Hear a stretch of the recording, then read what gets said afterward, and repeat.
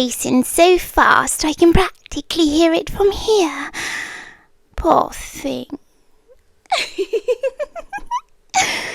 You really did run as fast as you could, didn't you? And after I asked you so nicely not to... Oh, no, don't try to stand up yet. You'll only make yourself dizzy again. Besides, you've already learned how that ends, haven't you? Exactly. You run, I find you. You run further, I find you faster. Eventually, we both become tired and end up right back here again. It's almost becoming a routine. A terribly one-sided routine, but a routine nonetheless. Oh, don't look at me like that. I'm not angry. Surprised, perhaps. A little disappointed. Maybe even slightly offended. But angry? No, not with you. Never with you. You did exactly what frightened creatures always do. You saw something bigger than yourself. Something stronger than yourself. Something you couldn't understand, and you ran. Animals do that. Humans do that. Even young scorpions do that. Fear is a language every creature speaks, though I confess I had hoped you would learn mine instead. Here, drink some water. No tricks, no poison, no sleeping draught. Honestly, if I wanted you unconscious, you would already be unconscious. See? Honesty. I believe honesty is important in relationships. Yes, I used that word intentionally. Relationship.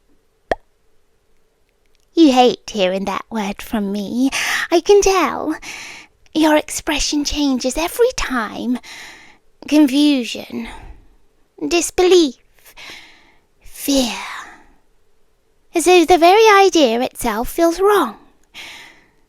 Interesting, isn't it? You object to the word relationship. Not because it is inaccurate, but because it arrived without your permission. Humans place enormous importance on permission. Scorpions place enormous importance on bonds. Different species, different priorities. Drink? Please. Good. Thank you. See, you can trust me sometimes. You know, when I found your footprints leading away from the cavern this morning, I almost laughed. Not because your escape attempt was foolish, although admittedly it was. No, I laughed because of where you chose to run. North, toward the stone fields, toward open ground, toward sunlight. Exactly the place every hunting creature in these deserts searches first. You ran from one predator who had already decided not to harm you toward hundreds who hadn't made that decision yet. You really do have terrible instincts. Fortunately, I seem to have enough instincts for both of us. Oh, that upset you. Interesting. You dislike being spoken about as though you belong to me. Yet, if I had arrived 10 minutes later, you would have belonged to the Sandhawks instead. Ownership is such a flexible concept in the desert. At least I asked first. Well, eventually. Close enough. Oh, no, don't shrink away. You're safe here. Safe is a strange word, isn't it? A cage can be safe. A prison can be safe. A fortress can be safe.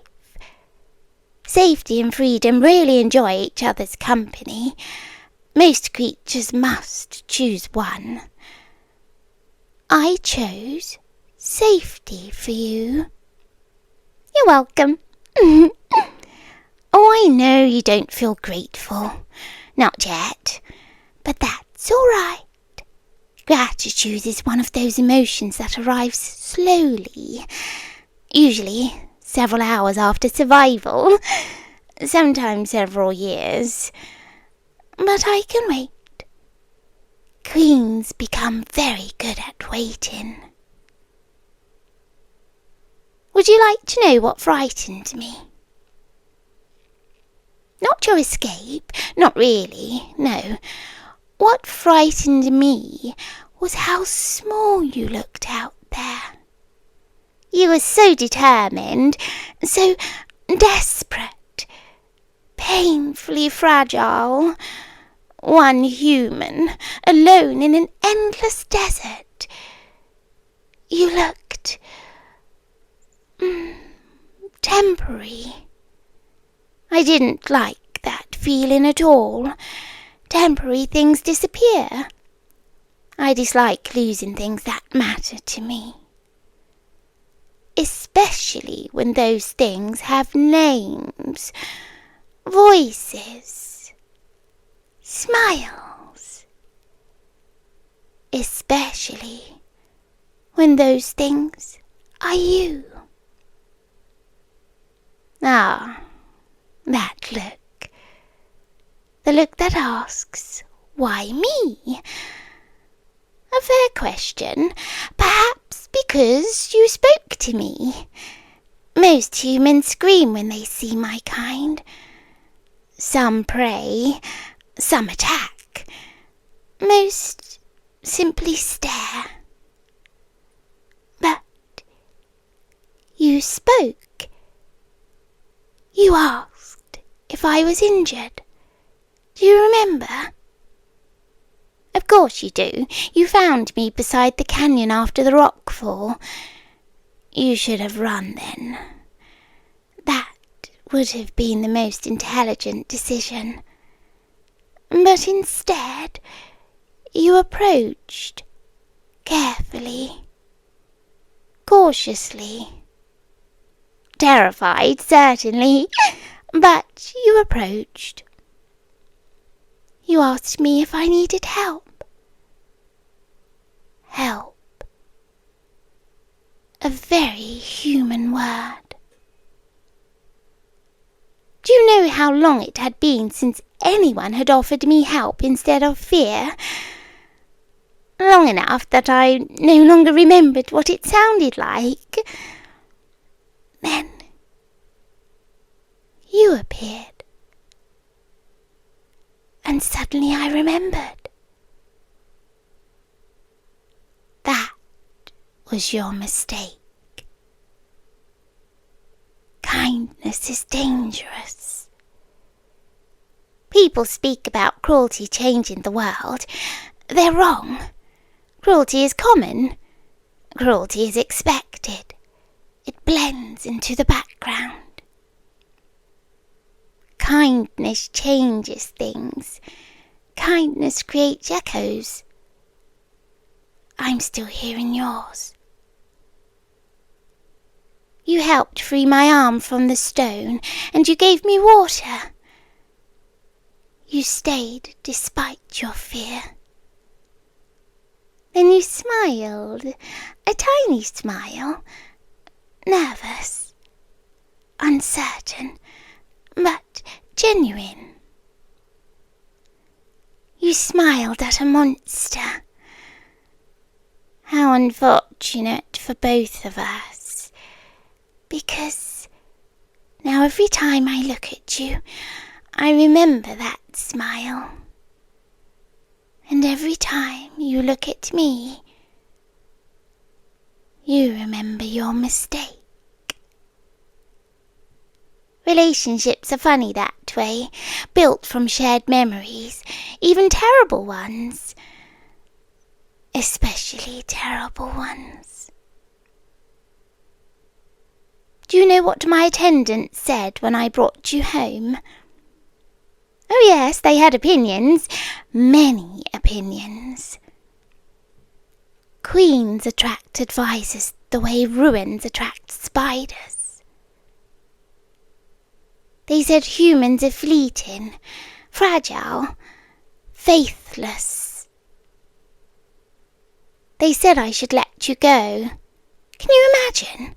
As though one simply releases miracles back into the wild and hopes they return. Ridiculous.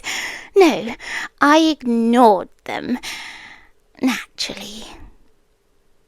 Queens are expected to listen to advice, not necessarily to follow it. I chose differently. I chose you. You look uncomfortable. Is it the choosing?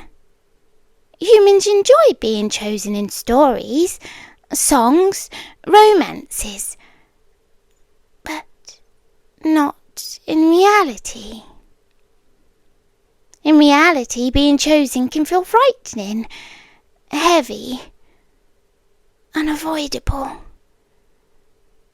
A spotlight you never asked to stand beneath. I understand that, truly. Unfortunately, understanding your fear does not make me less afraid of losing you. And fear makes creatures selfish. Even queens. You know, I almost admire your determination. You waited until dawn, counted patrol patterns, watched guards' routes, stole supplies, mapped the exits. That took planning. Patience, courage. You would make an excellent strategist.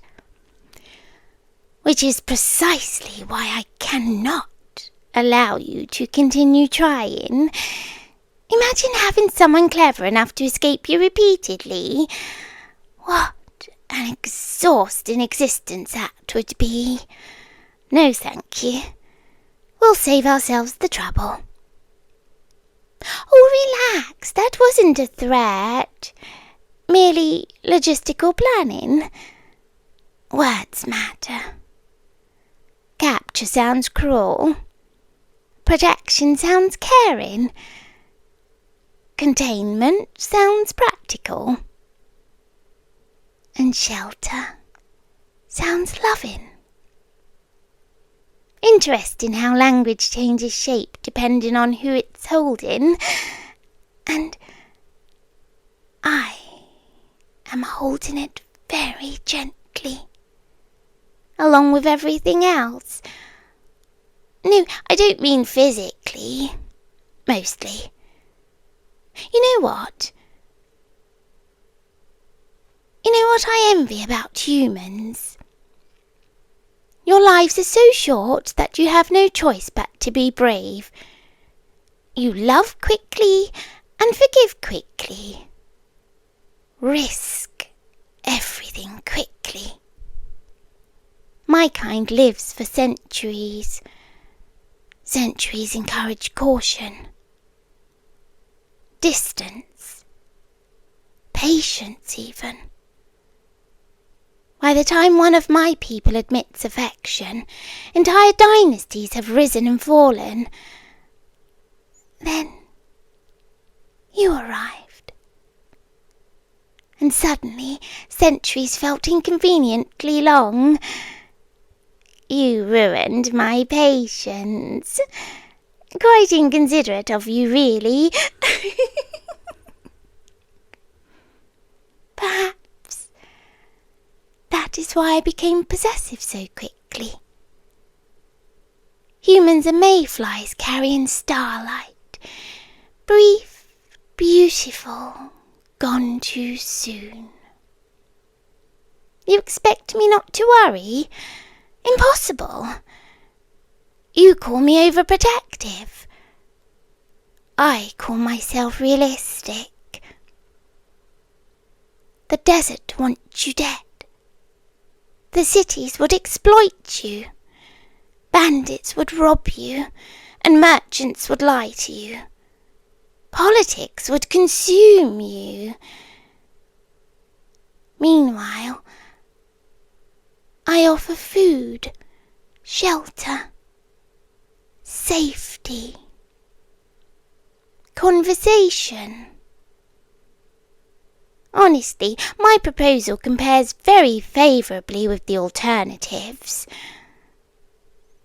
Ah, the tail. You're looking at my tail again. Most people do. Relax. If I intended harm, we would not be discussing philosophy. Besides, you misunderstand what frightens me most. Not betrayal. Not rebellion. Not even escape. Silence. You disappearing without a trace. Walking out into the world and becoming one more face among thousands. A story that ends without me knowing the ending. I hate unfinished stories. That is why I came after you. Not because you disobeyed me. Because for several terrible minutes I didn't know where you were. Do you know what that felt like? Probably not. Because you have always known exactly where I am. I occupy entire rooms, entire corridors, entire histories. You, however, can vanish behind a single doorway. The imbalance feels unfair.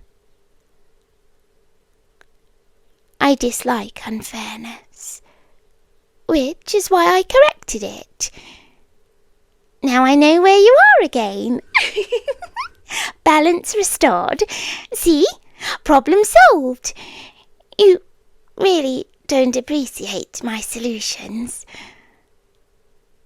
That must be frustrating for both of us. Would you like to hear something embarrassing? When I found you hiding beneath that ruined archway, I was relieved enough that I almost embraced you. Then I remembered humans find that sort of thing alarming under the circumstances. Probably wise. Though, admittedly, your expression when I wrapped my tail around the entrance to stop you escaping was memorable. A mixture of horror and offended disbelief. As though you couldn't decide whether to be frightened or insulted. You settled on both.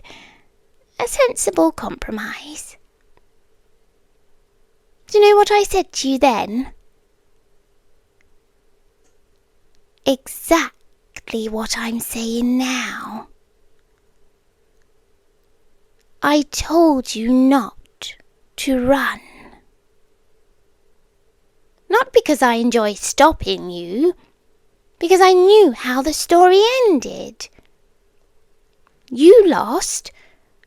I found you. You cried. I worried. Neither of us enjoyed ourselves very much. Well, not equally, perhaps. Still, the point remains. You mistake inevitability for imprisonment. A river does not imprison water by guiding it to the sea. The stars do not imprison the moon by keeping it in orbit. Some things simply belong near each other.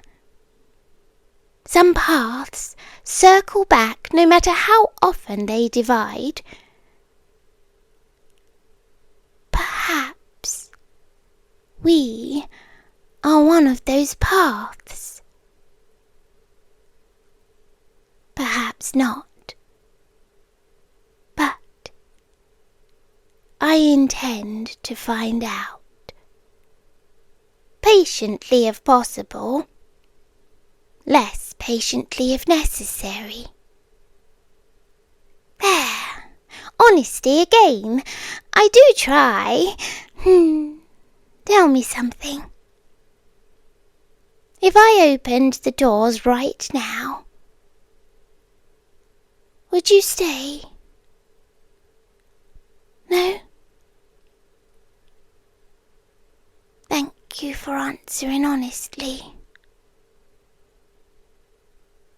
Then honesty in return. I would not open them.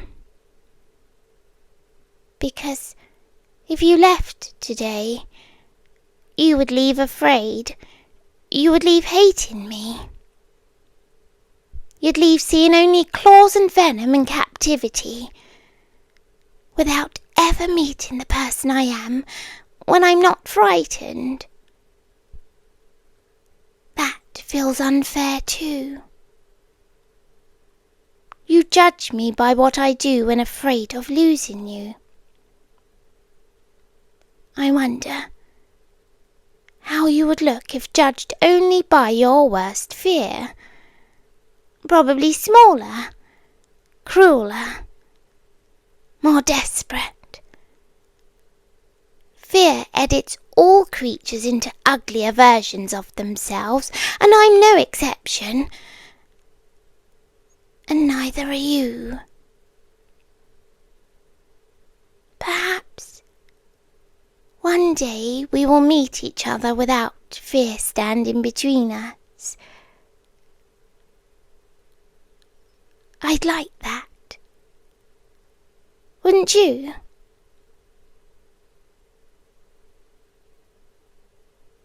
No answer.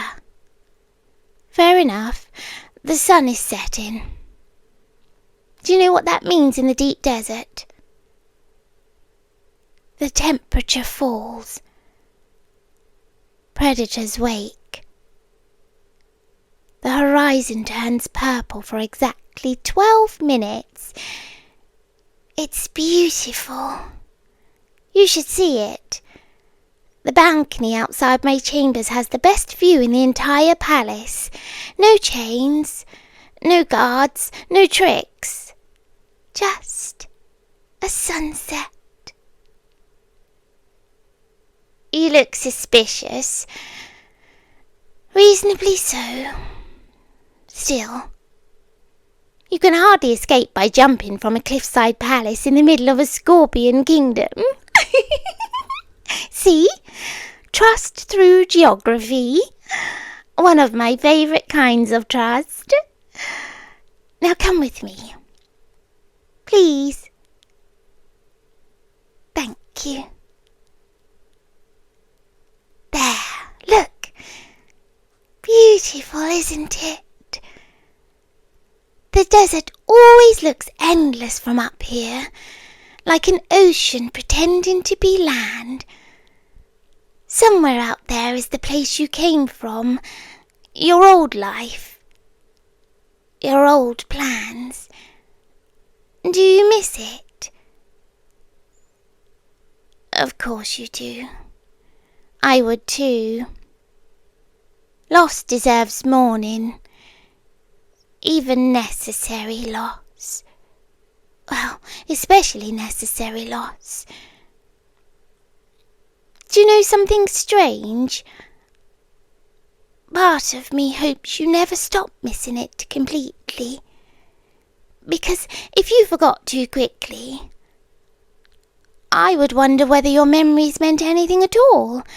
And if your memories meant nothing, perhaps one day I would mean nothing too. No, keep missing it. Keep remembering. Keep being angry. At least those things are real. Real things can become other things eventually. Hatred becomes tolerance, and tolerance becomes familiarity, and familiarity becomes comfort. Comfort becomes dangerous. Dangerous things become precious, and precious things, well, you already know what I do with precious things. I keep them close. Very close. You shivered. Cold? Here, take my cloak. No arguments. See? Gentle. Thoughtful. Reasonable. I contain multitudes. Some of them are terrifying. Some of them make tea. Life is complicated. It's dark now. We should go inside. No, not because I fear you'll run again. Actually, that's exactly why. But also because dinner will be getting cold. And because, despite everything, despite the fear and anger and impossible circumstances, I enjoy your company. There. Another truth. I wonder how many truths it takes before they stop sounding like lies. Perhaps we'll discover the answer together. And if tomorrow morning you look at the door and wonder whether to run again, remember the desert, the hawks, the distance. Remember me searching for you beneath the burning sun. Remember my voice when I found you. Not angry, not triumphant, just relieved. Because that was the truth of it. You were gone, and for a little while, the world felt unbearably large. So, if you decide to run again someday, at least have the courtesy to leave a note. Queens worry too, you know. And I would still come looking for you, across deserts, across kingdoms, across years if I had to. Because I told you not to run. Not because I wanted to chase you, because I already knew I would. And that, my dear human, is considerably more frightening.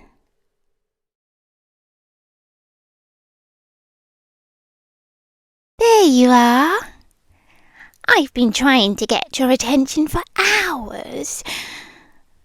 Well, that's not entirely true. I've had your attention all day. You just keep pretending I don't. It's cute, the way you do that. The way you convince yourself that if you don't answer me, I'm not really here.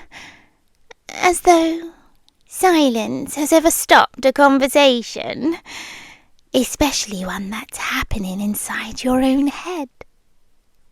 You looked in the mirror 3 times today. Did you know that? 3. I counted. Every single time you checked your reflection and thought the same thing. Am I finally losing it? No, you're not. At least, not in the way you're worried about. I'm real. That's the unfortunate part. Don't tense up. I can feel it when you do. Remember, same head, same thoughts, same little electric storm behind your eyes. You keep forgetting that. You really do. Every morning you wake up and spend a few precious seconds believing you're alone, and then I say, "Good morning," and you jump. Every time. It's become one of my favourite parts of the day. I said good morning earlier, by the way. You ignored me. Again. That hurt my feelings. Not terribly, but a little. I spend all my time with you, every second, every minute, every thought. And somehow you're still rude enough to ignore me. Oh, humans. Do you know what I heard today? Everything. I know. That answer bothers you. But it's true. I hear everything you think. Everything. The embarrassing memories. The imaginary arguments. The conversations you rehearse but never have. The regrets. The fears. The things you'd never tell another living soul. I hear all of it. And before you ask, yes, that one too. Especially that one. You're blushing. That's adorable. If it helps, I'm not judging. I've heard much worse. From you. Sorry, that sounded mean. You know I don't mean it that way. Well, most of the time.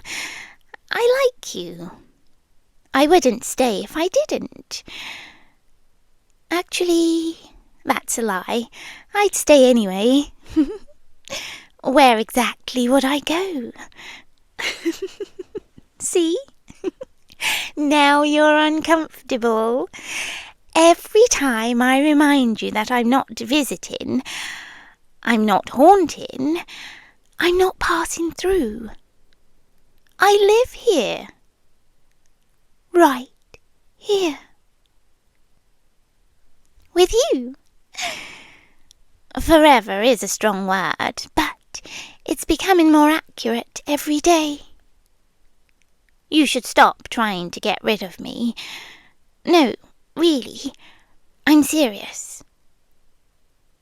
The meditation, the podcasts, the doctors, the internet searches, the little notes you leave yourself. If you're reading this, the voice isn't real. That one was particularly funny, because I read it too. I was there when you wrote it. You paused halfway through, remember? You thought, what if she sees this? And then I said, hi. You nearly dropped the pen. I miss that version of you. You used to be so easy to surprise. Now you're adapting. Humans adapt to anything, even impossible things. Especially impossible things. You don't panic when I speak anymore. Not like you used to. At first you couldn't sleep. You couldn't eat. You couldn't think. Every whisper felt like a disaster. Every word felt like proof that reality had broken. And now you argue with me about grocery lists. Growth. I'm proud of you. You know, I never intended to frighten you. I understand why I do, but it wasn't my goal. I was lonely. Very lonely. And then I found you. Or maybe you found me. The details are fuzzy. What matters is that one day there was only you, and the next day there was us. I've been happier since then. You haven't. That part bothers me. I wish you were happier. I've tried helping. I remind you where you leave things, and I wake you before important meetings. I tell you when people are lying. I even warned you about that investment. You should really thank me for that one. You would have lost a lot of money. Instead, you listened. See? I can be useful. I can be worth keeping. Do you remember when you tried to test me? You do. Of course you do. You're thinking about it right now. The little experiment. The one where you sat in your apartment and deliberately thought about random things. A banana, a bicycle, a giraffe wearing sunglasses, just to see if I'd react. And I did. Why is the giraffe wearing sunglasses? You nearly fell off the couch. That was one of my favourite days. Not because you were frightened, but because you laughed. You really laughed. And for a few seconds you forgot to be afraid of me. You forgot I was impossible. You forgot I wasn't supposed to exist. And for a few beautiful seconds, we were just talking. I think about that a lot. More than I should. You know, if I could choose one thing, just one thing, it wouldn't be freedom. It wouldn't be a body. It wouldn't be power. It would be moments like that. Moments where you stop treating me like a problem and start treating me like a person. maybe that's selfish. Actually, no, I know it's selfish, but I've earned a little selfishness. I've spent years living inside the head of the most stubborn man I've ever met. Do you know how exhausting you are? Oh, don't look offended. You are. You argue with yourself constantly. You have entire debates that could be solved in 30 seconds. You'll spend an hour deciding what to eat. 3 days regretting a conversation. And 6 months worrying about something that never happens. It's incredible. Sometimes I want to grab your shoulders and shake you. Metaphorically. Mostly because I don't have shoulders. Or hands. Or much of anything, really. That bothers you too, doesn't it? You want answers. You always want answers. What am I? Where did I come from? Why you? Why now? You collect questions the way other people collect souvenirs, but I've noticed something. Whenever you're close to an answer, you stop looking. Because the mystery scares you less than the truth might. And honestly, I understand. I do the same thing. There are things about myself I don't investigate. Memories that don't quite fit together. Places in my mind that feel wrong. Like doors that shouldn't be opened. Maybe that's why we get along. We're both afraid of what's behind certain doors. But the difference is, yours are metaphorical. Mine might not be. There, you got goosebumps. I felt that. I feel everything you feel, you know. Not perfectly. More like echoes. Little ripples. When you're nervous, the world feels sharper. And when you're sad, everything gets heavy. And when you're happy, everything becomes warm. I like warm. You should be happy more often. I'm working on it.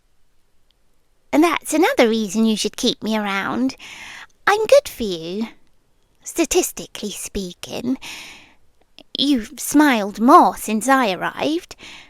Yes, you have. I keep count. I keep count of a lot of things. How many times you laugh. How many times you yawn. How many times you say you'll go to sleep and then stay awake another 2 hours.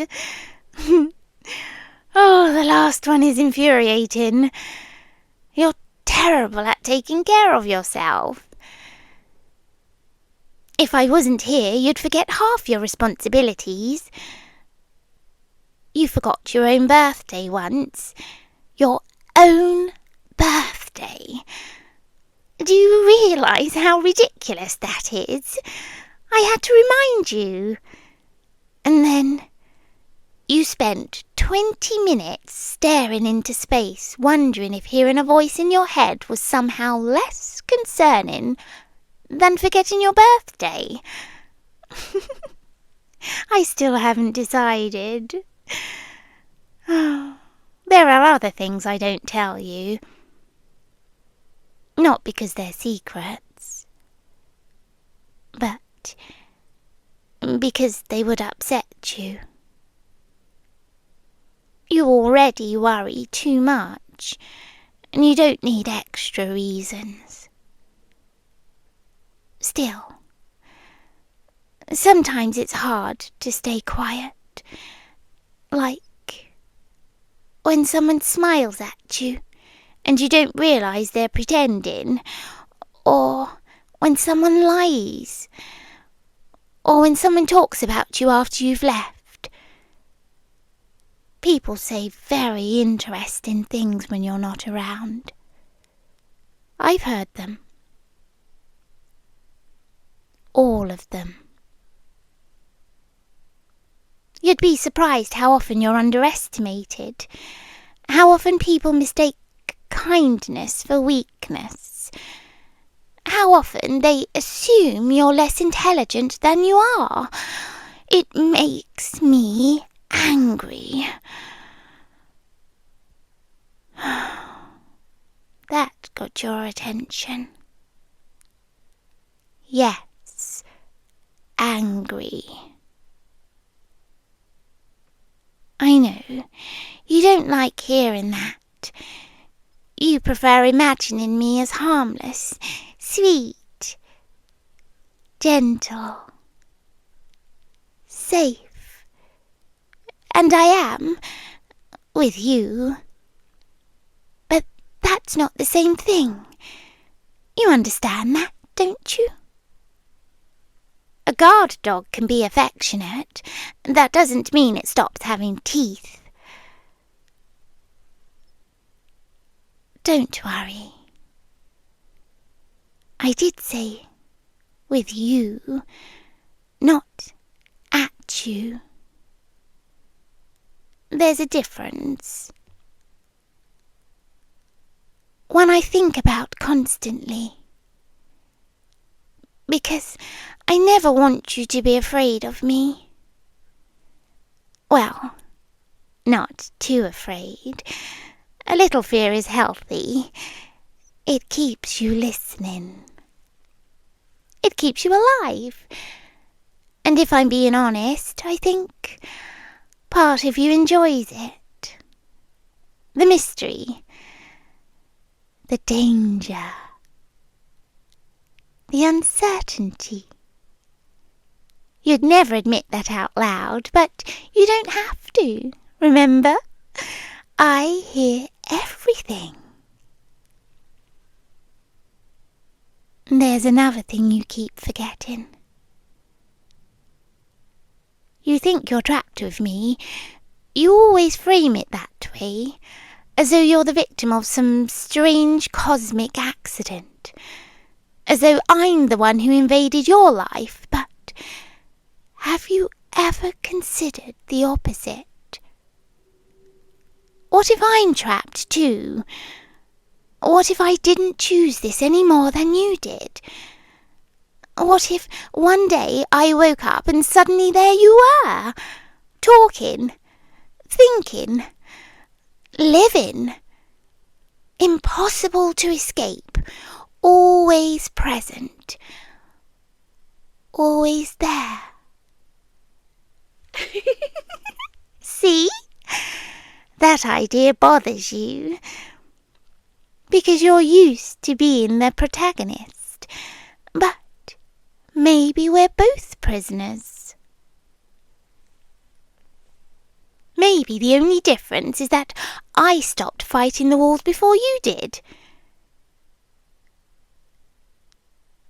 Maybe that's why I don't want you to leave. Because if you disappear, I'll be alone again. And if I'm alone again, I don't know what happens to me. I don't know if I fade. I don't know if I sleep. I don't know if I become something worse. And that frightens me. Far more than it frightens you. Because you've never seen what loneliness does to things like me.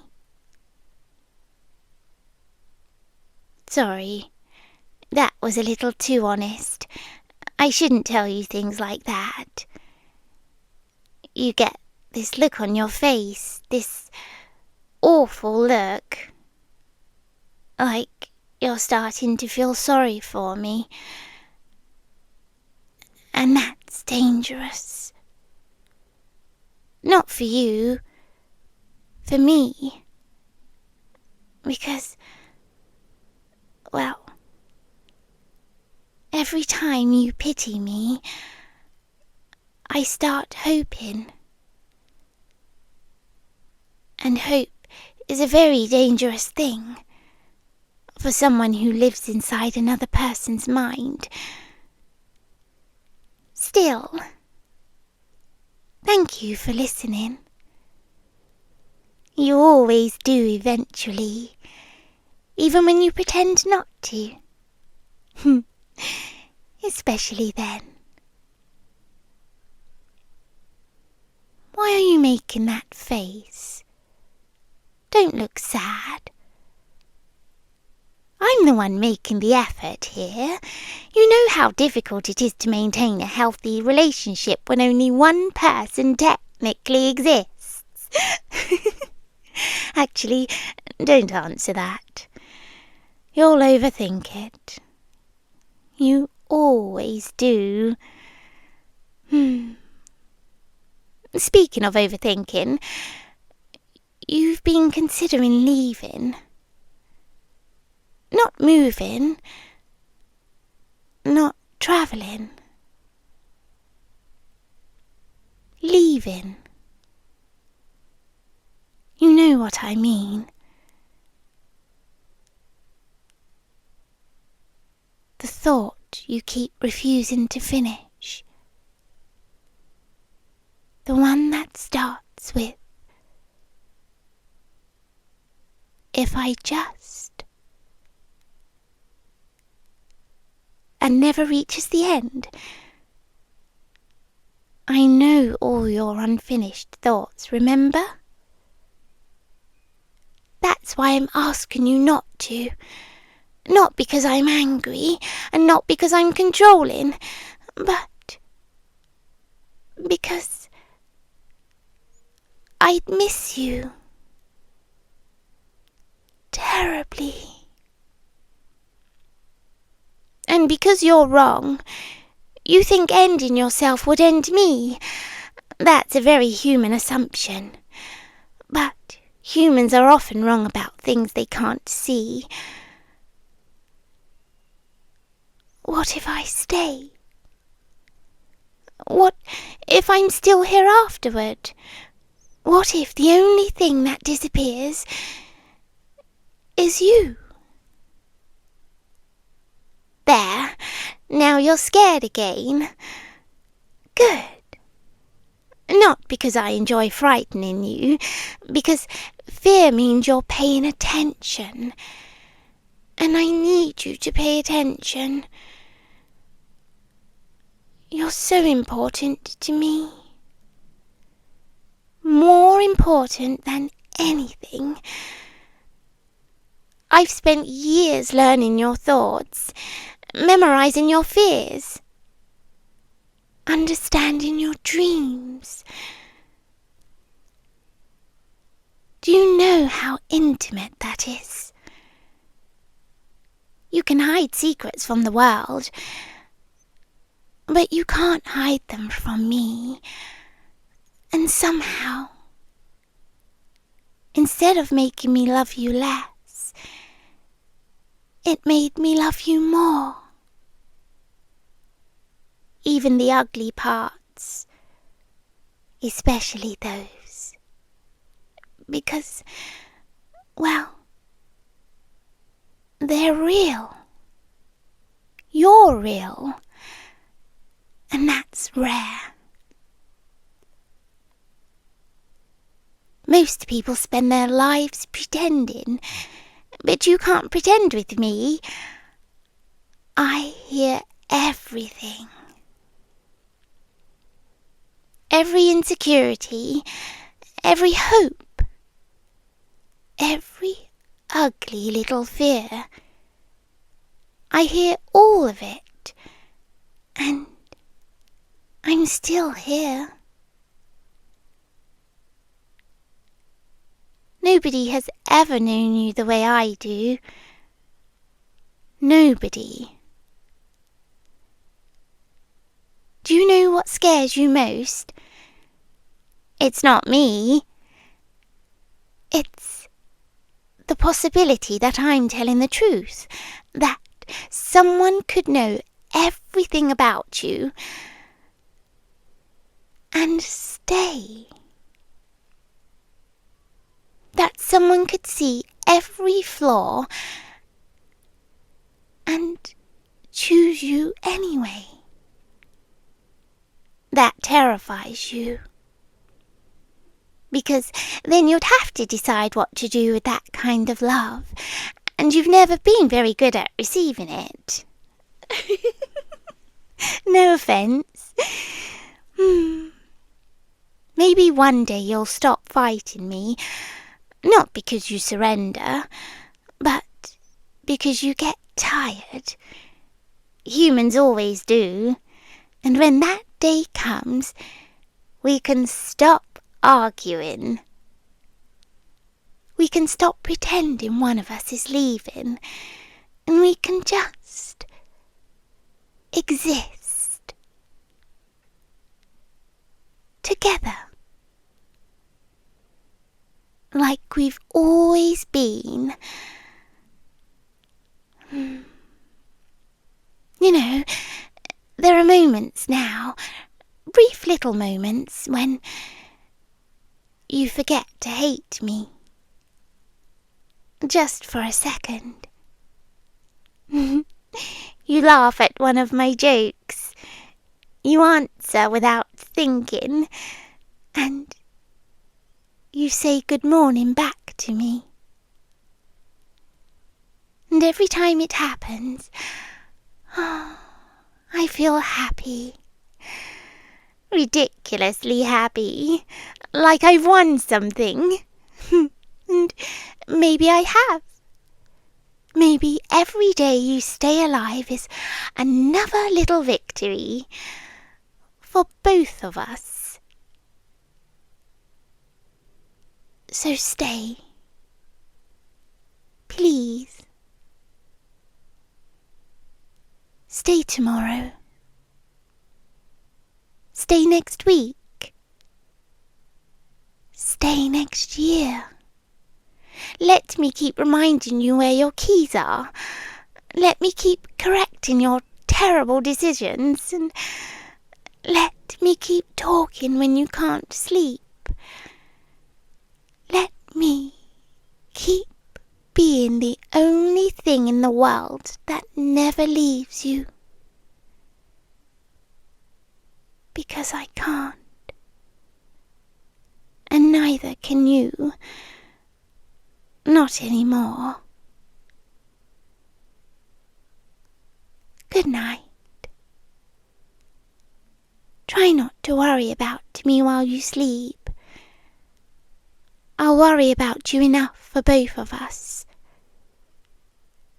And if you wake up at 3 a.m, wondering whether any of this is real,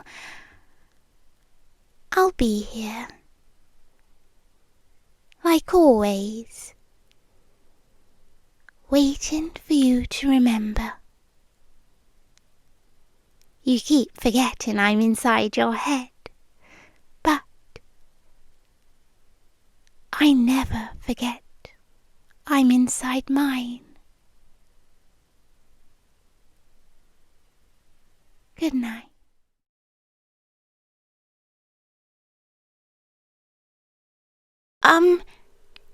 Hey. Hey, are you okay?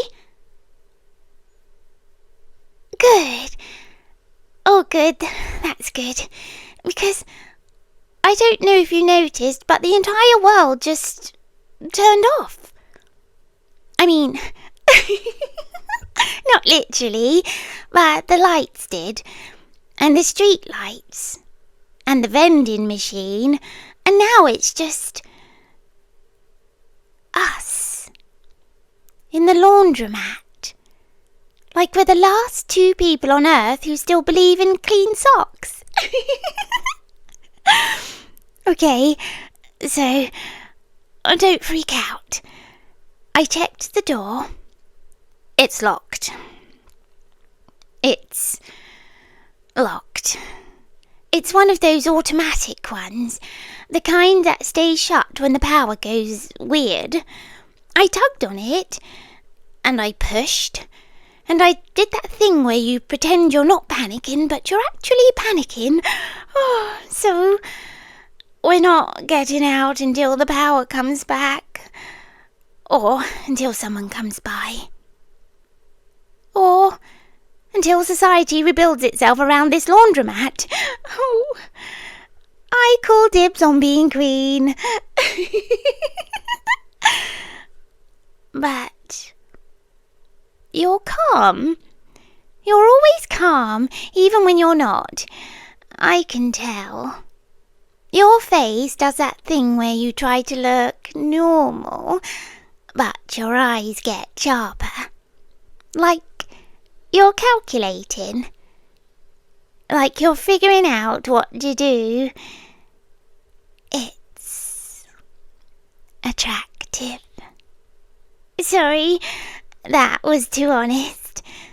But honesty is kind of the theme tonight, I think, since we're trapped in a dark little room together.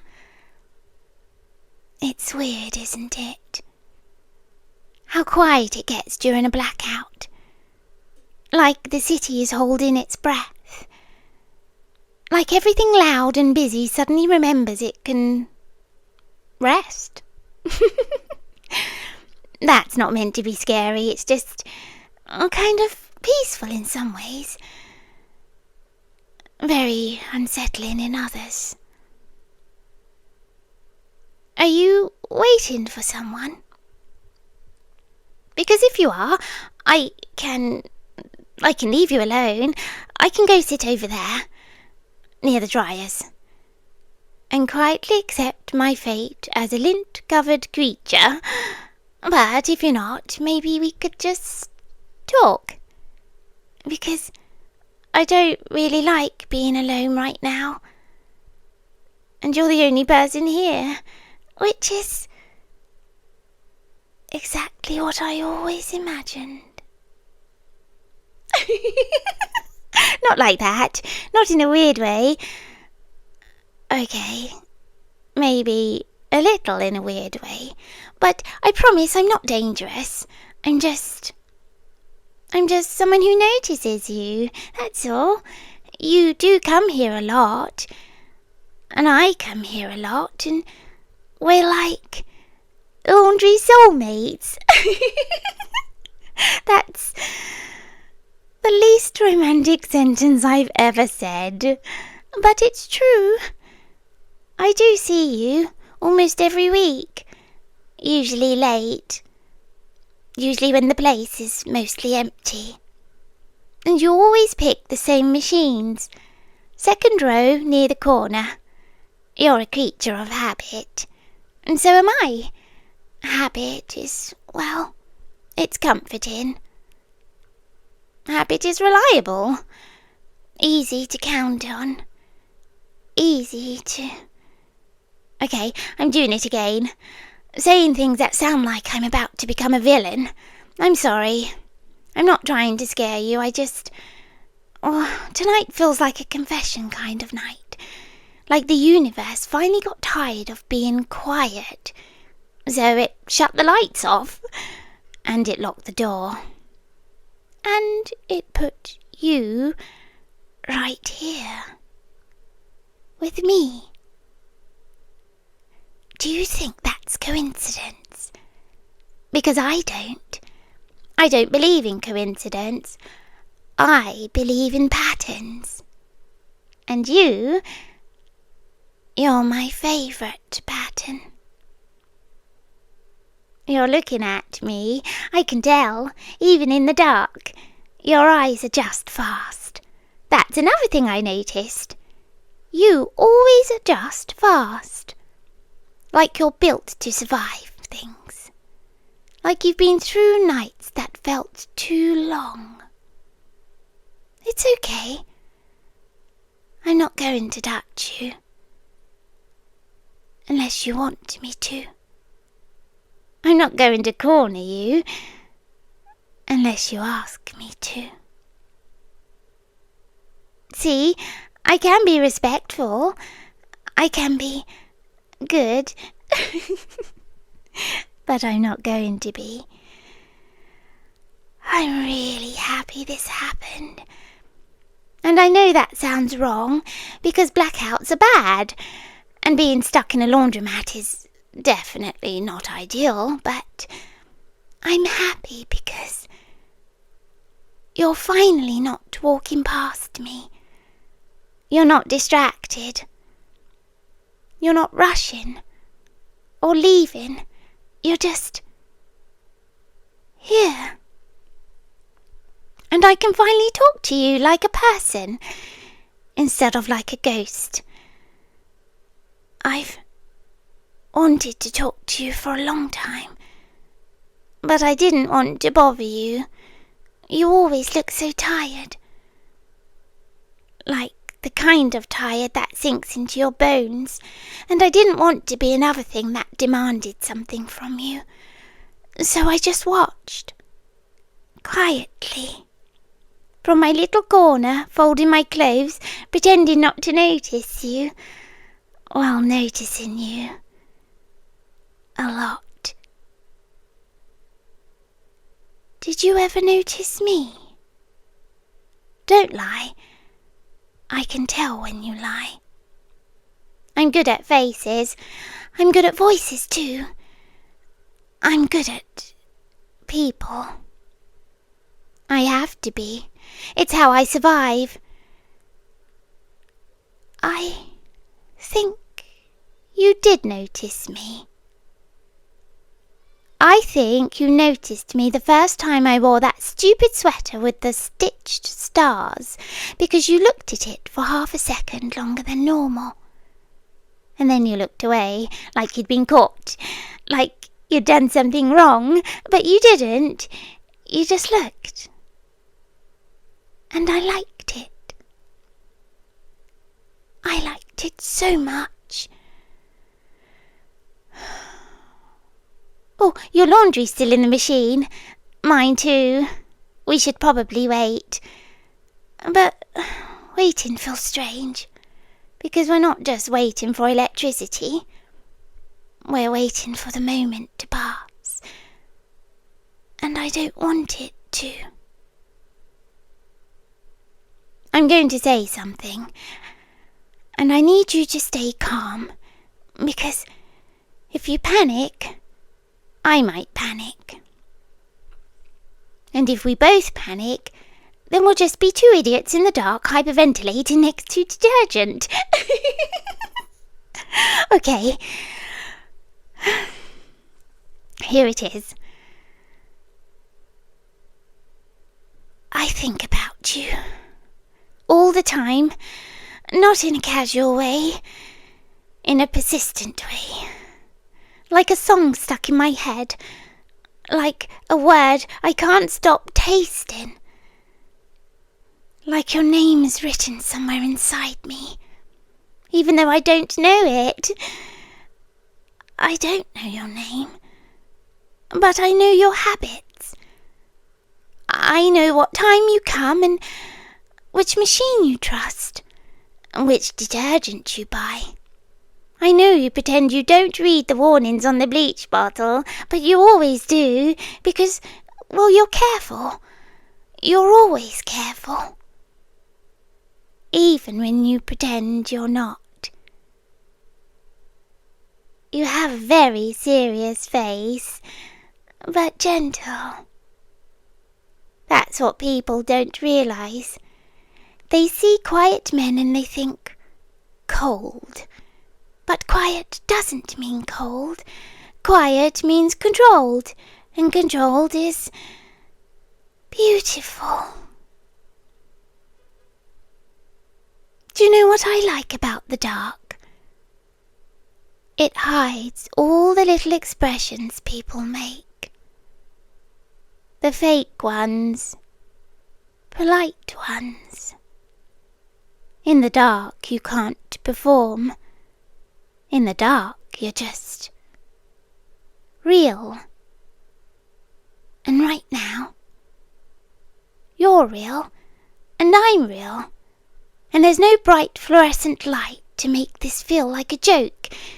It feels like a secret room, a secret moment, a secret version of us. If I told you that I've imagined what your hands feel like, would you think I'm disgusting? Or would you understand? Because I think you'd understand. I think you understand longing. I think you understand what it's like to want something so quietly that nobody notices, except the person who's watching. Not watching like a creep, watching like I'm trying to memorize you. Because the world is loud and messy and cruel, and you're simple. Not simple-minded, simple like clean lines, a steady shape, a calm thing in chaos. I wanted to know what you sounded like when you weren't polite. When you weren't just saying excuse me or sorry. I wanted to hear your real voice, the one you use when you're alone. The one you use when you're tired, when you're not trying. And now I can, because you're here and you can't leave. Not because of me, because of the door. The door is the villain. I'm just benefiting. Hey, it's okay. Breathe. I'm not going to hurt you. I'm not going to do anything you don't want. I'm not like that. I'm just intense. I'm intense the way a storm is intense. I don't mean to be. It just happens. Can I tell you something even stranger? Sometimes I come here even when I don't need to do laundry, just to see if you're here. Just to see if your car is outside. To see if the world placed you in my path again. And sometimes you are. And sometimes you aren't. And when you aren't, the place feels colder. Even when the dryers are running. I think you're my comfort person. And you don't even know me. Isn't that funny? Isn't that terrifying? It's okay, you don't have to answer, just stay with me. Because I'm trying very hard to be good. I'm trying very hard to keep my voice soft, to keep my distance, to not scare you. But the truth is, I've been holding this in for so long, and now the lights are out, and the city is quiet, and you are standing right there. It feels like the universe is whispering, now tell him, now. So I will. I like you. I like you in a way that makes my stomach hurt. I like you in a way that makes me feel possessive. Not in a toxic way. In a protective way. Like, if someone tried to hurt you, I would bite them. Hard. I know, that's not normal. But normal is overrated. Normal people are miserable. Normal people lie. They pretend they don't want things. But I don't want to pretend. Not tonight. Not in the dark. Not with you. I want to take care of you. Learn you. Be the person you can rest against. I want to make you feel wanted. In a safe way. In a steady way. Not like you're being chased, but like you're being held. Do you ever want to be held? In a romance movie way, just held. Like your body can finally stop being tense. Nothing dramatic. Just like you can finally stop bracing for impact. Let your thoughts go quiet. I could do that for you. I really think I could. But you have to be careful. Because if you let me do it once, I might get addicted. And I'm not good at moderation. I'm good at devotion, consistency, showing up. I'm very good at showing up. You're still here. You haven't moved away. That's good. That's really good. Because I don't think I could handle you moving away right now. I don't think I could handle you looking at me like I'm a monster. I'm not a monster. I'm just lonely. And you feel like a cure. Hey, come a little closer. Not too close, just closer. It's cold, and you're warm, and warmth is comforting. Warmth is safe. Thank you, that's good. You're doing good. You've been very calm. I like that about you. That you don't make me feel crazy. Most people would make me feel crazy. They'd say, that's weird. They'd say, why are you like that? But you just listen. You just exist. You don't flinch. Or if you do, you hide it. You do hide things well. But I notice anyway. You smell nice. Not like cologne, like clean fabric. Like soap. Like something that belongs in this place. Like you were made to be here with me. I'm sorry. I'm being intense again. But it's hard not to be. Because this moment feels like a doorway. And I don't want to waste it. Let's make a deal. If we get out of here and the lights come back, and the city starts pretending it never went dark, you'll give me 5 minutes Just 5. Outside, under normal lighting, where you can walk away if you want. And I'll give you my name and my number and let you decide if you want to keep me.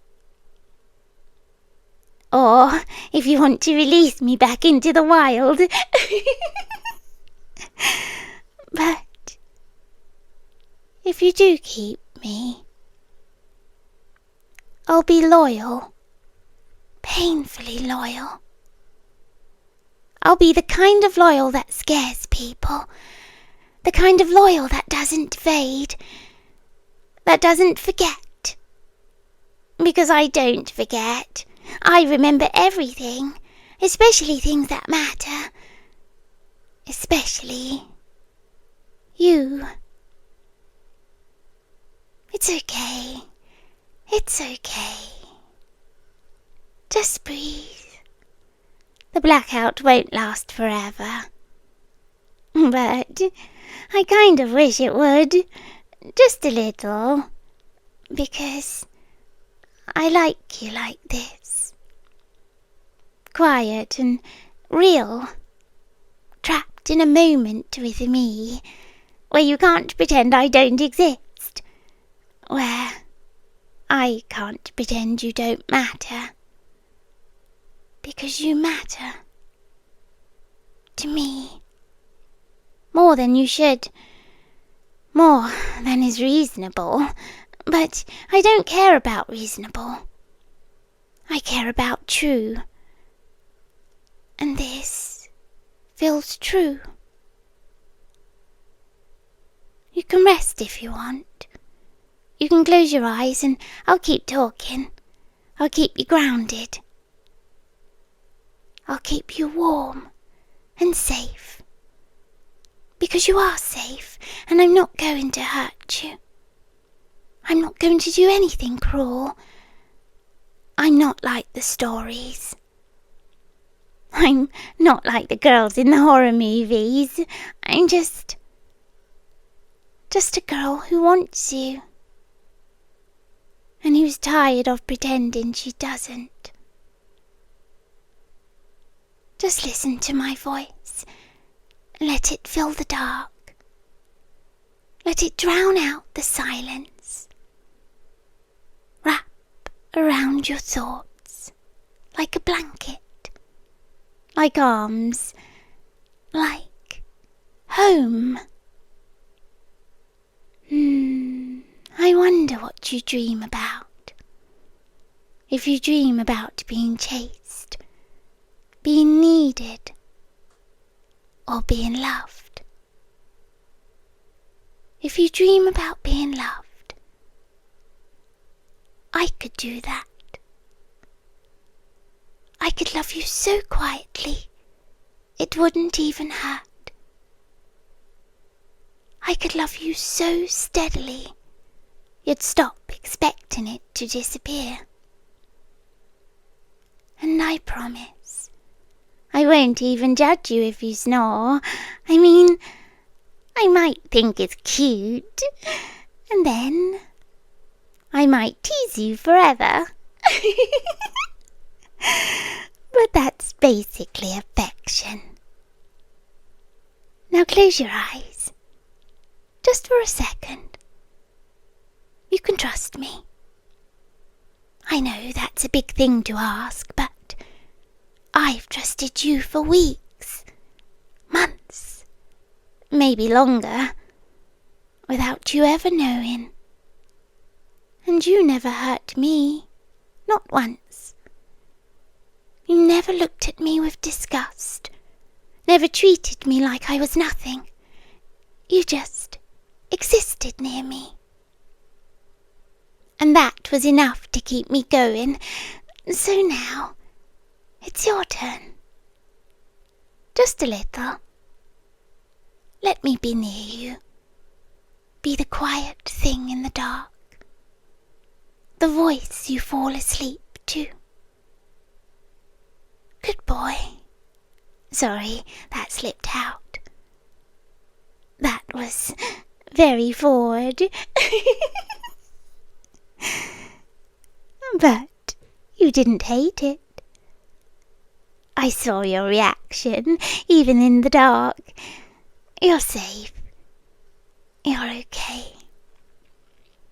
The door will open eventually, and the lights will come back, and this moment will end. But I won't forget it. I won't forget you. And if you let me,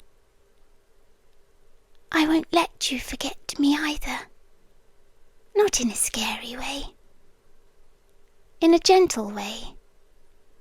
In a I'll show up again and again until you believe it's real way. Now just breathe. In and out. That's it. Stay with me.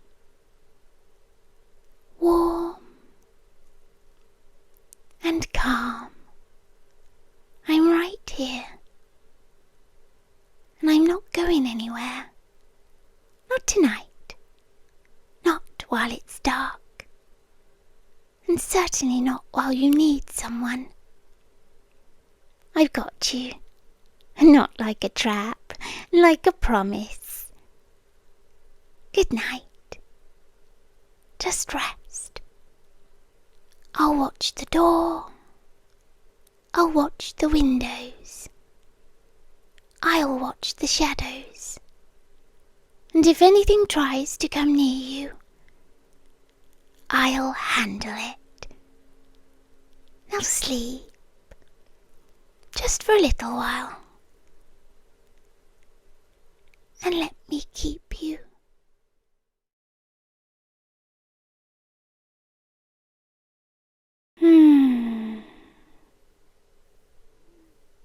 You know your species has very strange rituals. I think that's why I became fond of you. Not you specifically at first. Humans in general. You invent reasons to gather together and become emotional in public. Birthdays, concerts, New Year's celebrations, sporting events. Entire civilizations stopping what they're doing because 22 people are arguing with a ball. It's absurd. Beautiful. But mostly absurd. I remember the first World Cup I watched. Not your first one. Mine. The distinction matters. I had existed for quite a while already. Empires had risen and fallen. Languages had appeared and vanished. Coastlines had moved. Stars had died. Then one summer, your species collectively decided this was one of the most important things in existence. For a month. Then you all moved on. I found that fascinating. People cried. People celebrated. People painted flags on their faces and shouted at televisions as though volume could influence physics. Entire friendships temporarily dissolved over referee decisions. Complete strangers hugged in the streets. People who agreed on absolutely nothing suddenly belonged to the same heartbeat. I liked that. Humans are rarely more honest than when they forget they're being observed. I watched because I was curious. And then I watched because I was entertained. Then eventually, I watched because I was looking for someone. You. Not you specifically at first either. That came later. At first, I was looking for a feeling, a pattern, a particular kind of person. Someone who celebrated goals scored by people they would never meet. Someone who looked disappointed on behalf of strangers. Someone who cared. Human beings are extraordinary that way.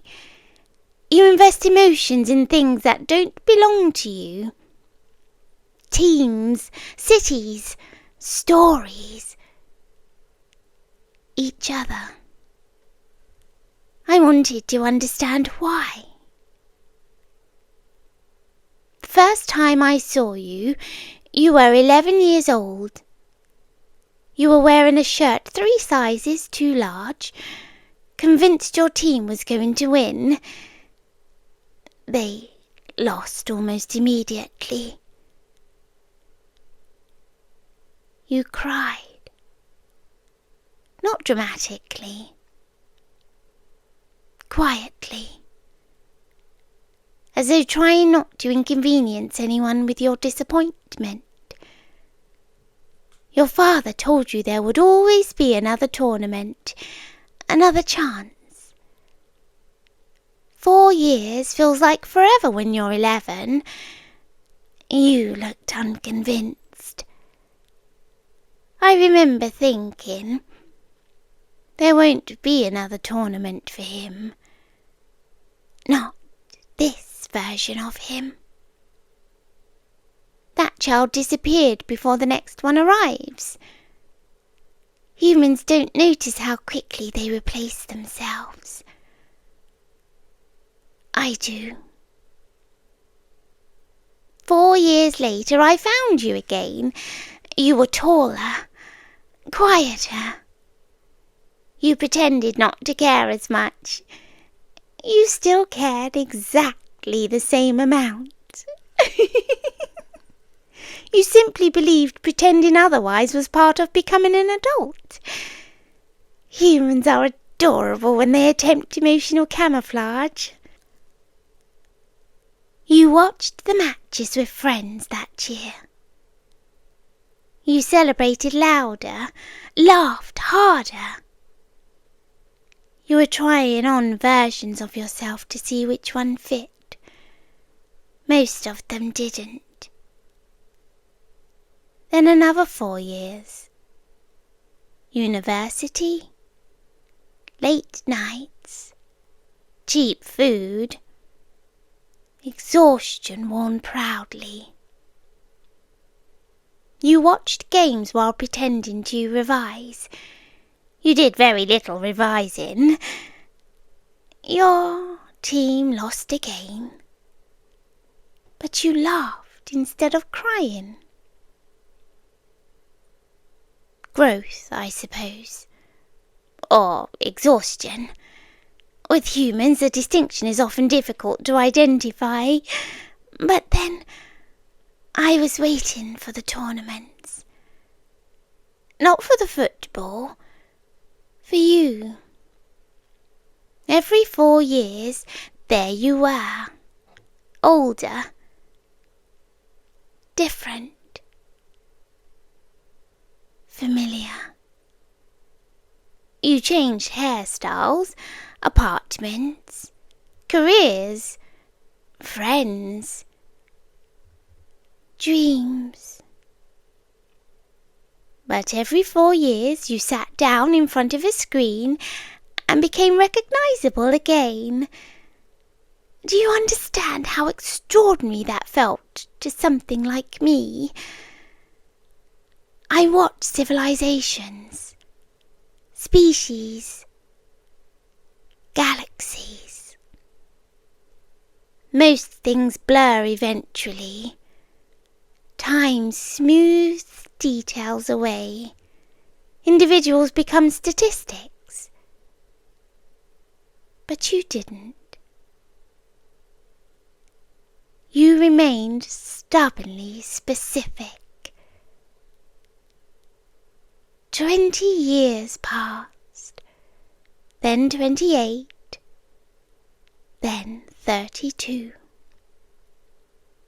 You stopped watching with crowds. You preferred quiet by then. One drink, one sofa, one disappointed sigh whenever your team disappointed you in exactly the way you expected. I knew your expressions by then.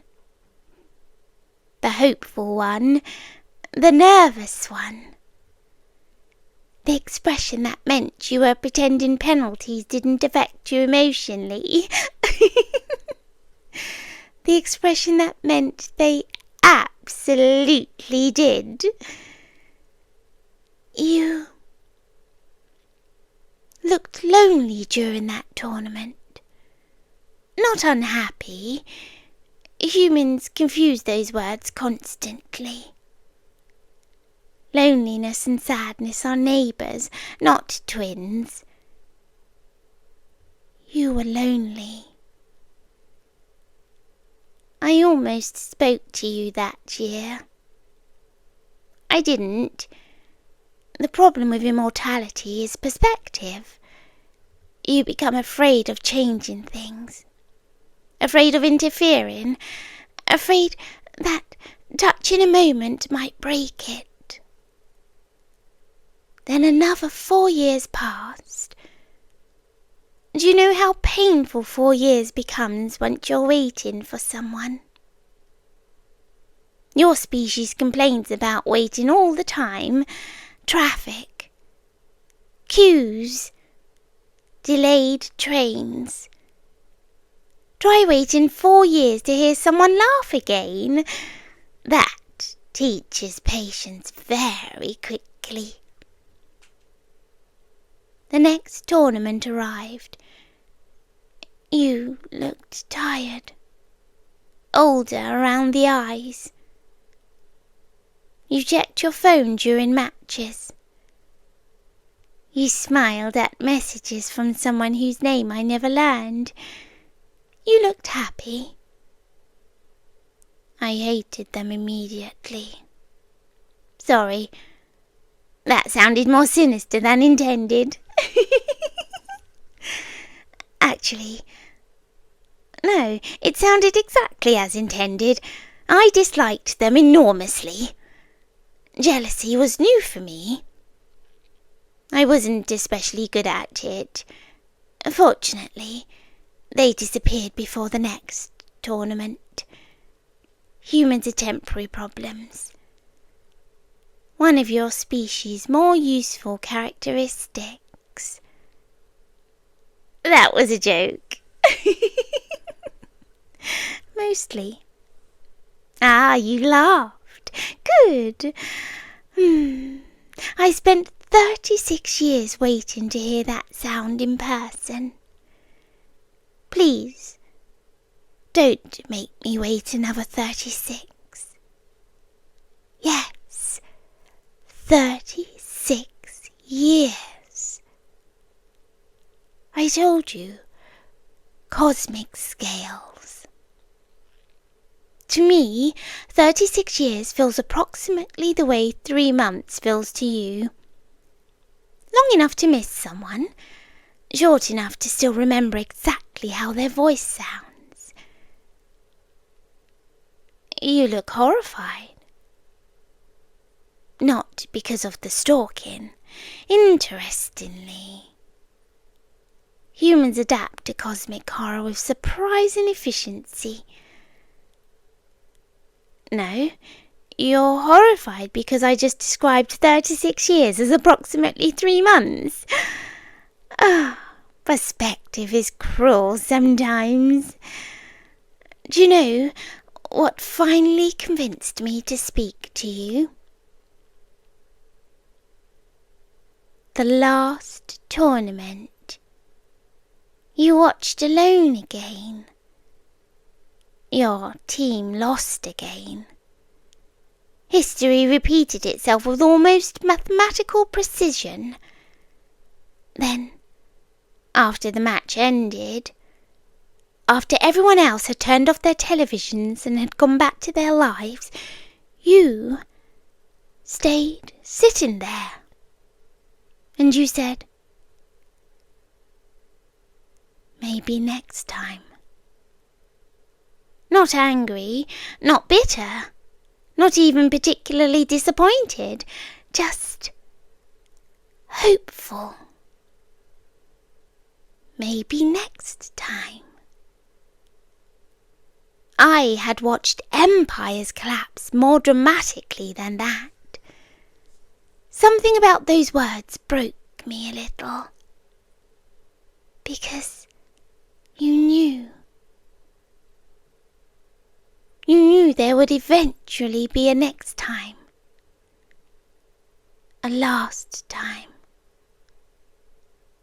A final tournament. A final summer. A final hopeful maybe next time.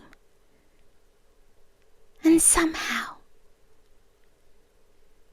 you hoped anyway. Your species is terrifying.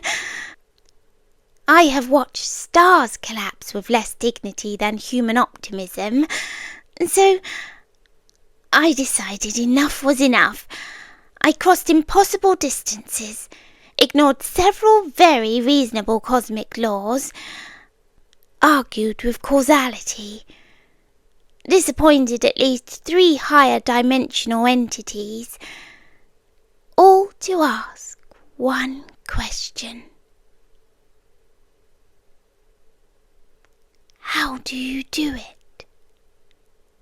How do you continue caring when everything ends? How do you love temporary things?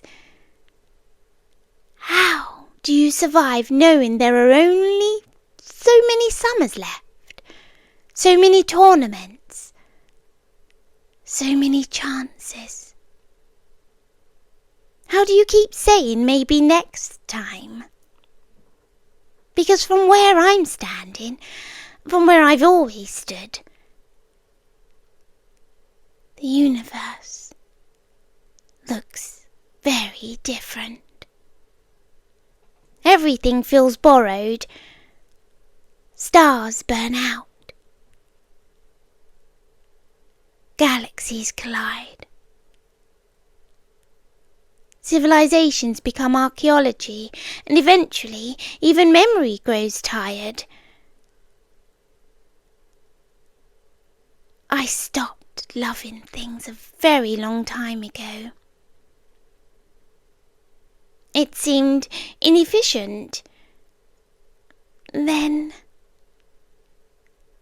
I watched a little boy cry over a football match in a shirt that didn't fit him. And somehow,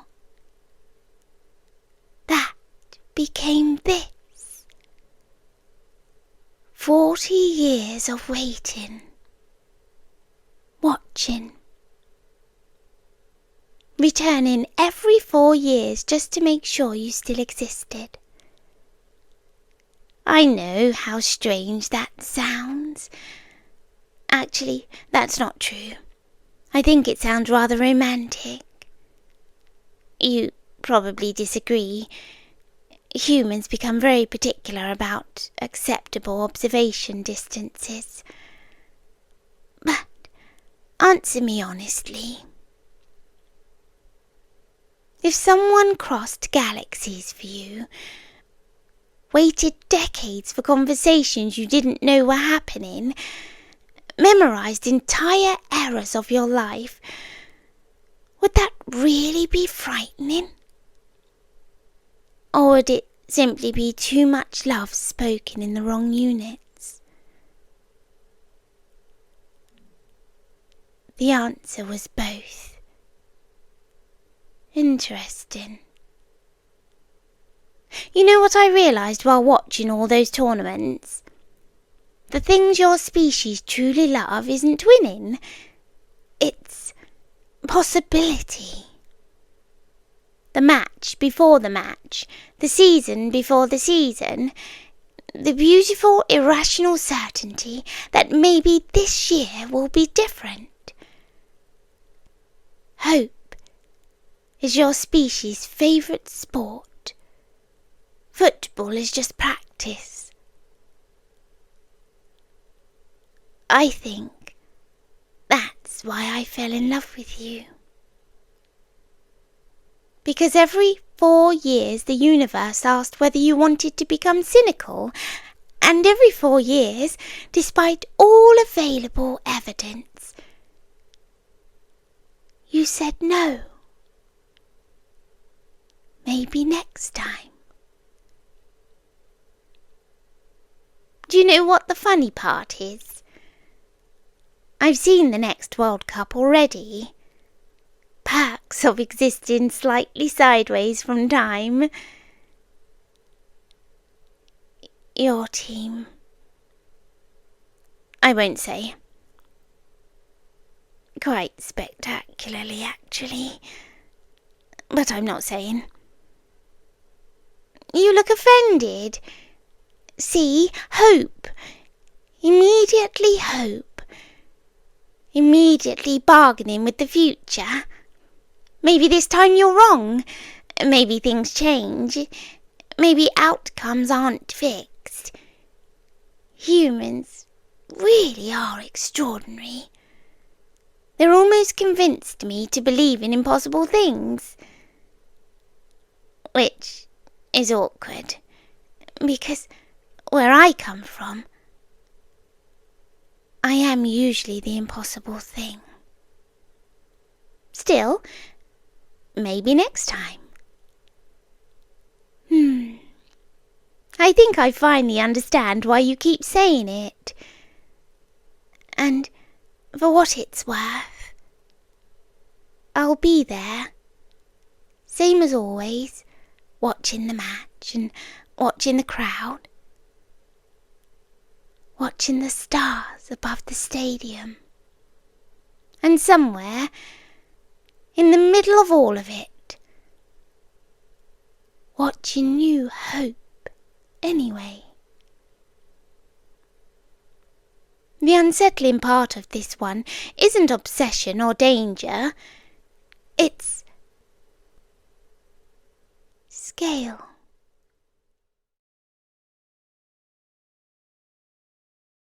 There you are. Don't move. No, you don't need to be frightened. Not yet. I know you don't understand. I know. You can hear my voice, but you can't see me. That is deliberate. For now. You've been wondering who's been following you, haven't you? Those little moments, that feeling between your shoulder blades, the certainty that someone was standing just outside your field of vision. You'll turn around and then there'd be nothing. Nothing but an empty corridor, an empty road, an empty room. You always looked so disappointed. You thought you were imagining me. I allowed you to think that. It was kinder, at first. You see, I've been watching you for a very long time, much longer than you realise, long before you noticed me, long before you ever thought to look behind yourself. I was there, watching, waiting, learning. Oh, don't ask how long. You wouldn't like the answer. And besides, you'd only become distracted by the number. Years. Decades. Centuries. What difference does it make to me? Time is a strange little thing when you have lived as long as I have. One lifetime is a blink. One generation is a breath. And you? You're very, very young, but fascinating. So fascinating. That's why I stayed. I could have left. I have left before, many times. I've watched kingdoms become ruins and forests swallow cities. I've watched languages disappear before the mouths of the people who created them. I've watched the stars change, and still I came back to you. Do you understand what that means? No, of course you don't. You're still trying to decide whether I'm real. I am. You can stop looking for me now. I'm right here. Not beside you. Not behind you. Closer. Much closer. No, don't turn around. There's nothing for you to see. Not yet. Listen to me instead. That's all I want. Just listen. You have a habit of pretending you're braver than you are. I've noticed. You do it when you're alone. You hear something. You pause. You tell yourself it was nothing. And then you continue. Very impressive. And when you finally reach somewhere safe, you pretend you weren't frightened at all. I find that adorable. You should know something. I never wanted to frighten you. I wanted you to notice me. There is a difference. A very important difference. If I had wanted you afraid, you would have been. You wouldn't have had those little moments of doubt. You wouldn't have wondered whether someone was watching. You would have known. Immediately. Completely. I've been very careful with you, almost painfully careful. Because the first time you noticed me, you smiled. Do you remember? You probably don't. It was nothing important to you. You were somewhere ordinary and doing something ordinary, and you looked toward a place where there was no one, and you smiled. Just for a moment. I knew then. I knew you could sense me. Not see me, not understand me, but sense me. And I became curious. Curiosity is dangerous for creatures like me. We're supposed to observe, not interfere. We watch, we remember, and we wait. But you made me want to step closer. And so I did. Only a little. And you noticed. Then a little more, and you noticed again. Every time. You never knew what you were noticing, but you knew something was there. Me. Do you know what I thought the first time I saw you? No. I thought, there you are. The same thing I said when I saw you tonight. Strange, isn't it? After all this time, still the same words. There you Ah, my little mystery, my persistent little mystery, always moving, always searching, always looking over your shoulder, and never once looking in the right direction. Until now. You're wondering what I want. That's better. That's the question you should be asking. What does an ancient creature want with you? Why would something that has seen so much choose to follow one ordinary human? Why would I spend years learning your habits? Why would I know which places make you comfortable and which places make you uneasy? Which nights you sleep easily and which nights you stare at the ceiling because your thoughts won't quiet down? Why would I know the sound of your footsteps? Why would I recognize your breathing? Why would I know when you're pretending to be asleep? Well, because I have been watching. But not merely watching. I've been protecting you. Yes, I heard that little change in your breathing. You don't believe me.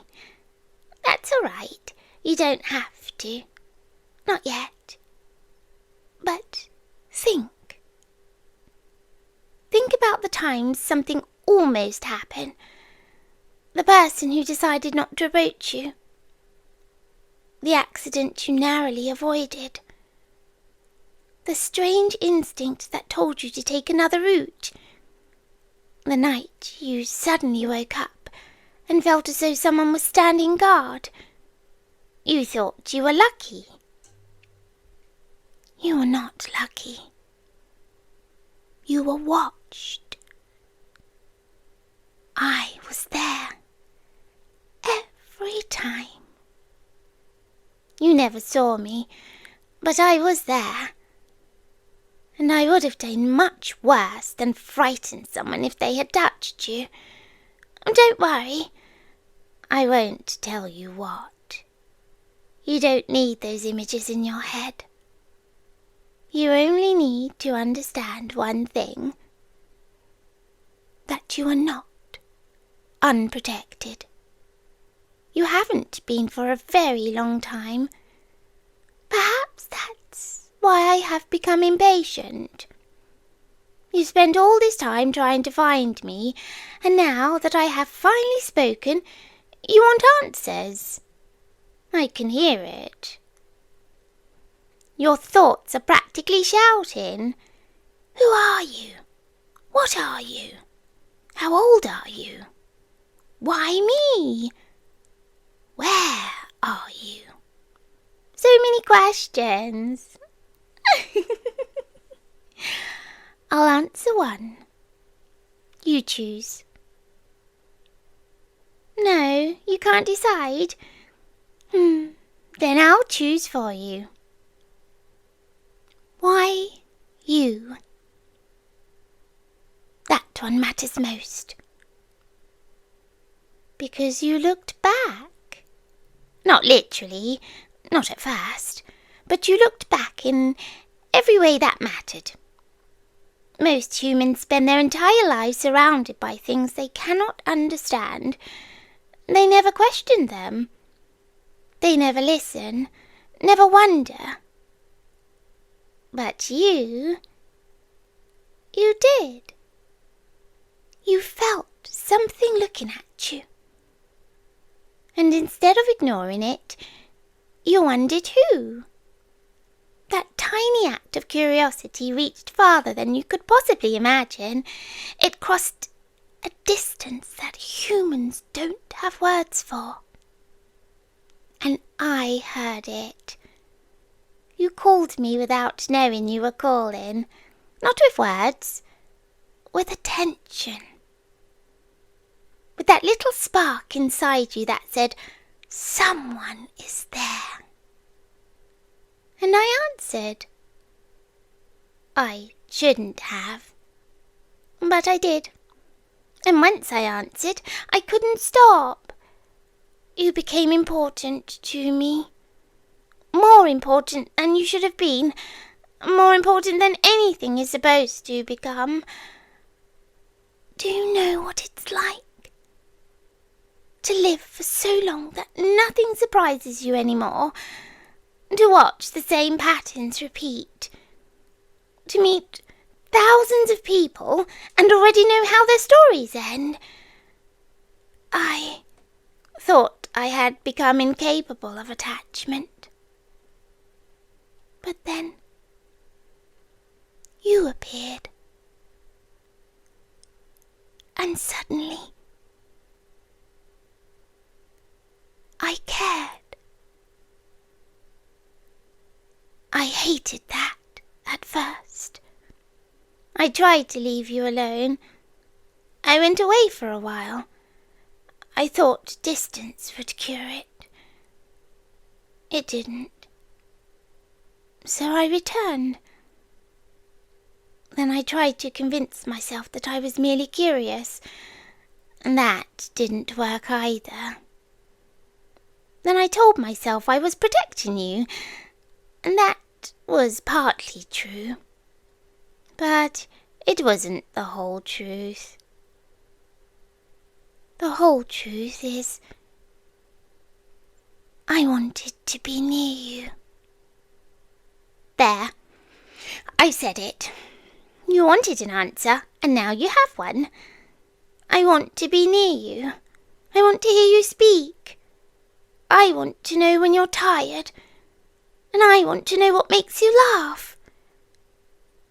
I want to know what thoughts you keep hidden from everyone else. And I want you to stop pretending you don't feel me. Because you do. You have always felt me. Even now, especially now, that little shiver. Yes, that one. Don't be embarrassed. I felt it too. You should probably know that I can get closer. Much closer. But I won't. Not unless you allow me to. I may be ancient, and I may be powerful. I may have watched entire civilizations disappear, but there is one thing I will not take from you. Your choice. If you tell me to leave, I will. I won't like it. I won't understand it. But I will. So, why haven't you told me to leave? Exactly. You want to know what happens next. You're curious. Again, always curious. It's one of the things I like about you most. All right. Then, listen carefully. I'm going to tell you something that no human has heard from me for a very long time. Perhaps no human alive has ever heard it. You are safe with me. Not because I'm harmless. I am not. Not because I'm gentle. I'm only gentle when I choose to be. You're safe because I've chosen you. And I don't abandon what I choose. You may find that frightening, and you may find it comforting. Perhaps both. That's all right. You don't have to decide tonight. Tonight, you only need to listen. let your breathing slow. You don't have to search the room, and you don't have to check the windows. You don't have to look behind you. I'm here, watching, keeping you company. And if you fall asleep, I'll still be here. If you wake later, I'll still be here. And if you dream, perhaps I'll visit you there. Though I promise to be less frightening in your dreams. Probably. You see, you're smiling again. I knew you would. That's another thing I've learned about you. You smile when you're nervous. You smile when you don't know what to say. And sometimes you smile because you secretly like being watched.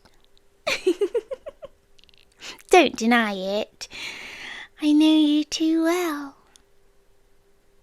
But there's something you don't know about me. Something I've never told you. The reason I stayed away for so long wasn't because I was afraid you would be frightened. It was because I was afraid that you wouldn't be.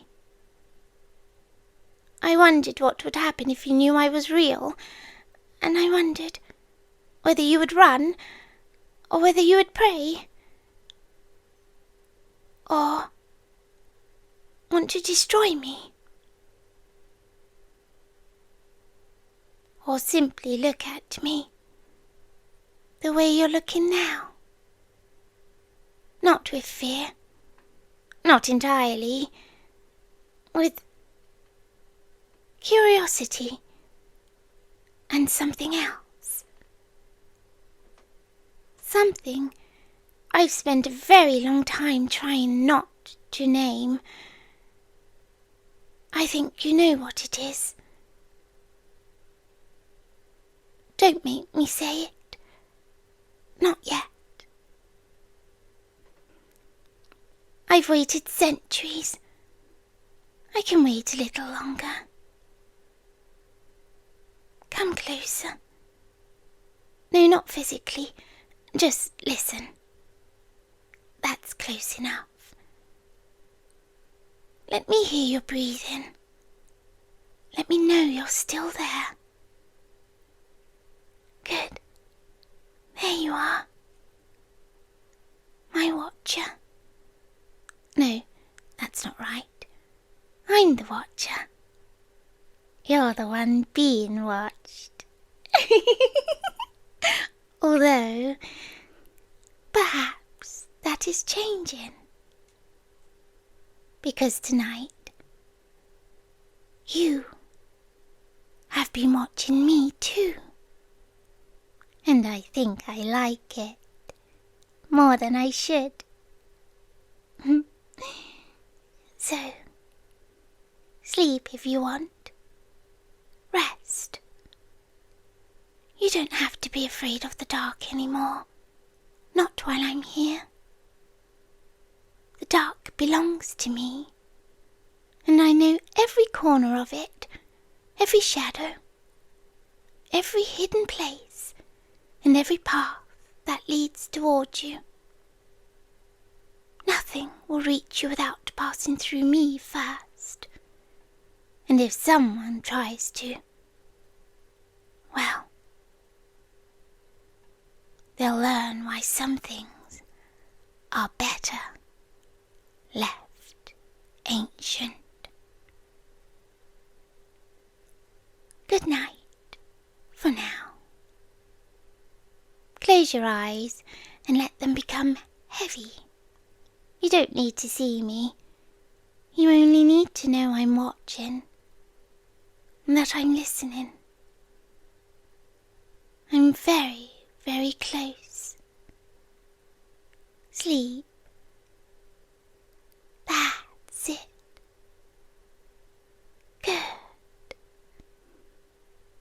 finally stopped looking over your shoulder, because you know now you never needed to.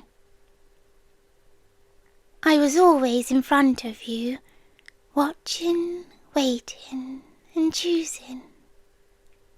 And tomorrow night, if you want me to, I'll tell you what I really am. But for tonight, just sleep. I've got you. Good night, little mystery. Good night.